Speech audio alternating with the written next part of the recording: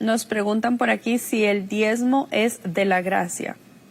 Bueno, el diezmo pertenece, se ha hecho una controversia con esto del diezmo. Me han sacado tantas cosas, ¿verdad? Que yo digo que no hay que ofrendar y es increíble cómo se pueden tergiversar las cosas. Sí. Pero vamos una vez más a clavar el clavito, ¿verdad? Con el martillo y volver a resumir lo que hemos enseñado. El diezmo perteneció al Antiguo Testamento porque era obligatorio. Bajo la ley todo era obligatorio. Cuando entramos al Nuevo Testamento ya no hay nada obligatorio. Según de Corintios 9, cada quien dé como propuso en su corazón. Nadie me está obligando a decir el 10, el 15, el 20, como propuso en su corazón.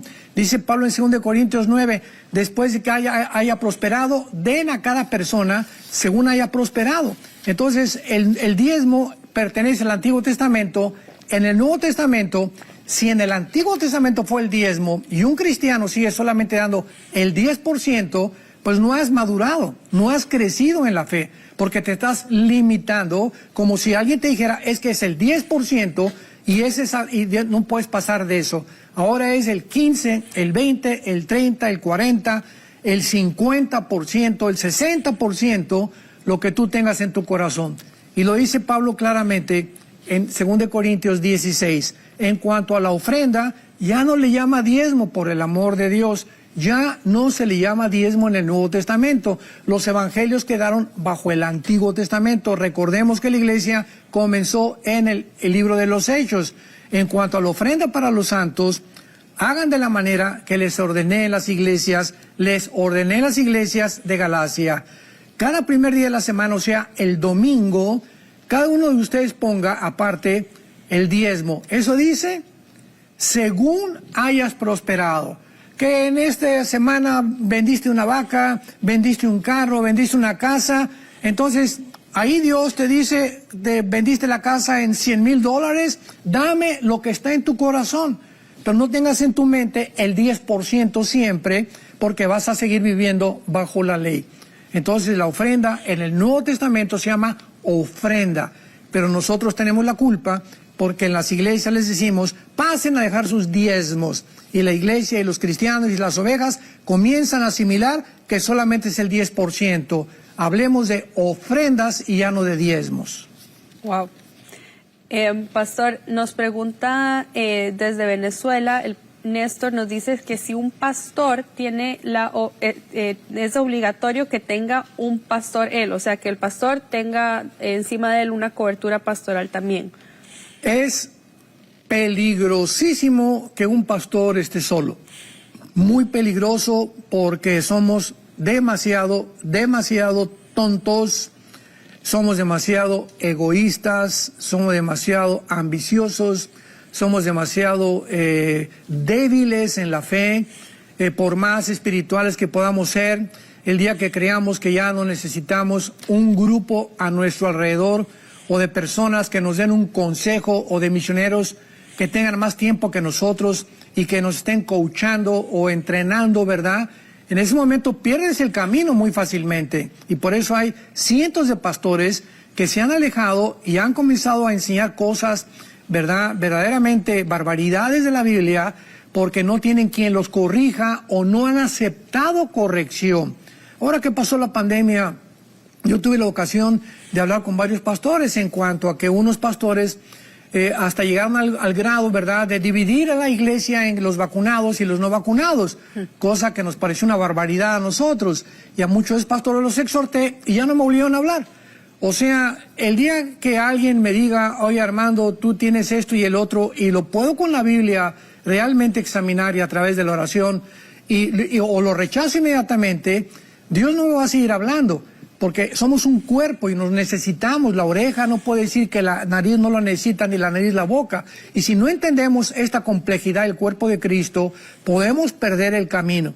Así que yo recomiendo a todos mis hermanos pastores, nosotros tenemos en nuestra organización un grupo de 10 o 12 pastores, tenemos reuniones en Zoom, consultamos, platicamos, yo les hablo, les pido el consejo, ¿qué piensas de esto? ¿Qué piensas de aquello? Porque sé que no soy suficiente. Pablo lo dice a los corintios, ¿quién es suficiente para estas cosas? Y los corintios se creían ya suficientes. Y cuando no oímos otras enseñanzas, yo voy a una iglesia aquí en Dallas, ¿verdad?, que necesito yo el alimento, y me encanta, le estaba platicando a Rebeca, que es una iglesia con una doctrina impresionante, predican exegéticamente y expositivamente, versículo por versículo, y mi esposo y yo salimos edificados.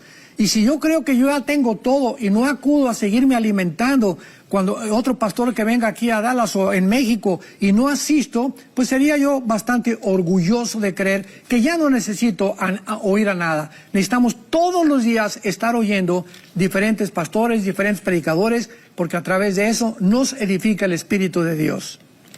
Pastor, justo por ese lado nos entra una pregunta de alguien que dice que no sabe cómo aprender más acerca de la Biblia y específicamente no sabe cómo empezar a memorizarse la Biblia.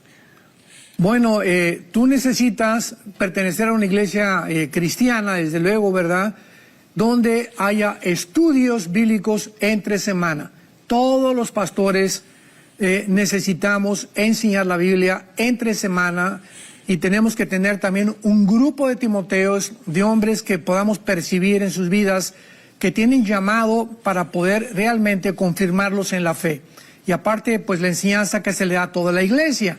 Pero si tú no asistes a un grupo en tu iglesia donde se enseñan estudios bíblicos, por ejemplo, el libro de Romanos, todo pastor tiene que enseñar Romanos.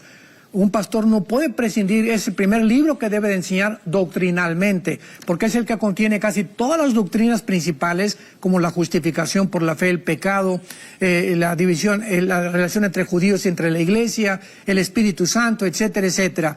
Entonces, si tú no asistes a una iglesia donde hay crecimiento a través de la enseñanza bíblica, no vas a crecer. Y la memorización se aprende memorizando.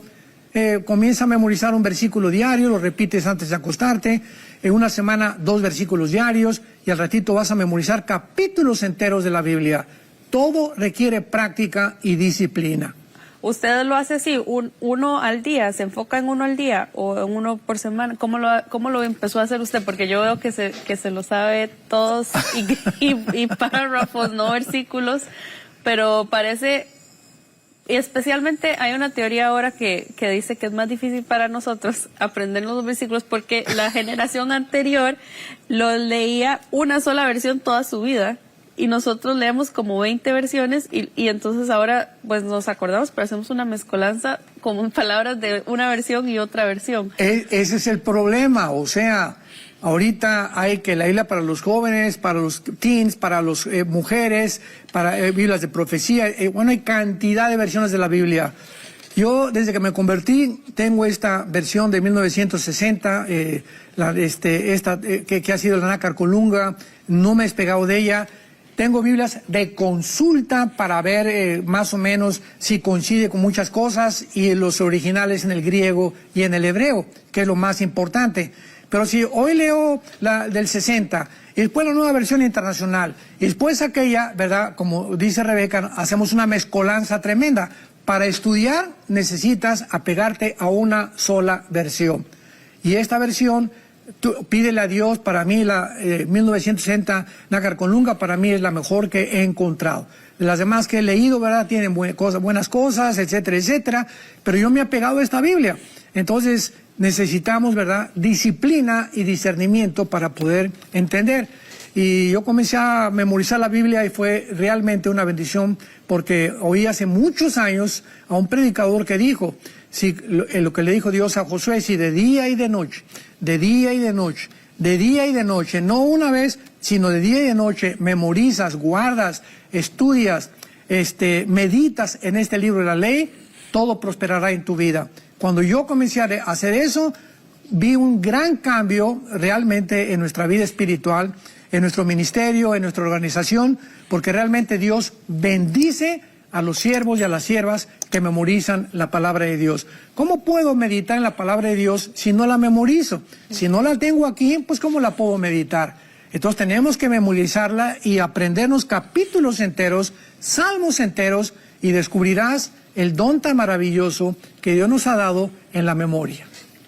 No te puedes ir sin antes suscribirte a nuestro canal para que puedas estar pendiente de todo nuestro contenido que estaremos subiendo acá en el canal de YouTube de Enlace. Además, quiero invitarte a que si te gustó este video puedas comentar en la cajita de comentarios y poner pues de qué país nos estás viendo y además qué te pareció este y todos los videos que tenemos en nuestro canal de YouTube.